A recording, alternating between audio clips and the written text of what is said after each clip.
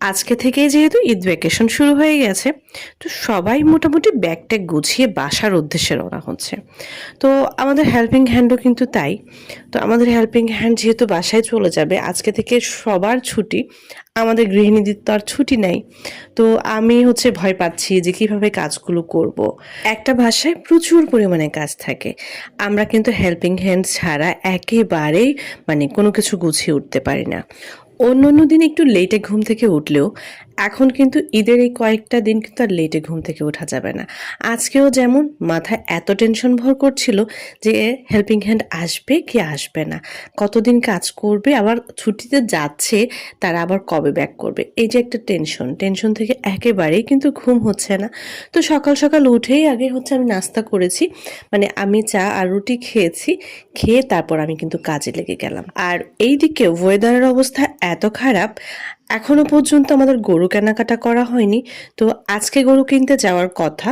সকাল থেকে যেহেতু আমি ভিডিওটা শুরু করেছি তখনও পর্যন্ত গরু কিনতে যায়নি। তো ওয়েদার খুবই খারাপ, আল্লাহ জানে দিনের শেষ পর্যন্ত কি হয়।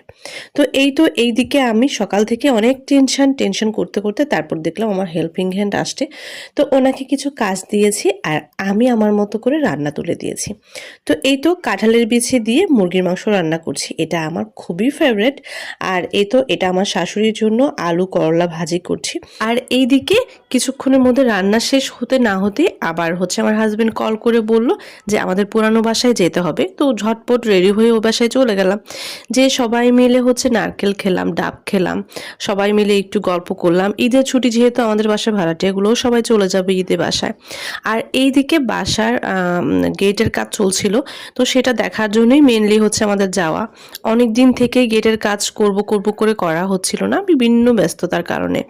রাস্তাটা অনেক উঁচু হয়েছে, অনেক উঁচু হয়ে আমাদের গেটটা অনেক নিচু হয়ে গেছে। তো এখন অনেক কাজ বাকি। তো এখন যেহেতু ঈদ ভ্যাকেশন, ঈদে মোটামুটি চেম্বার সব কিছুই বন্ধ, একটু ঝামেলা, এইদিকের একটু ঝামেলাটা কম।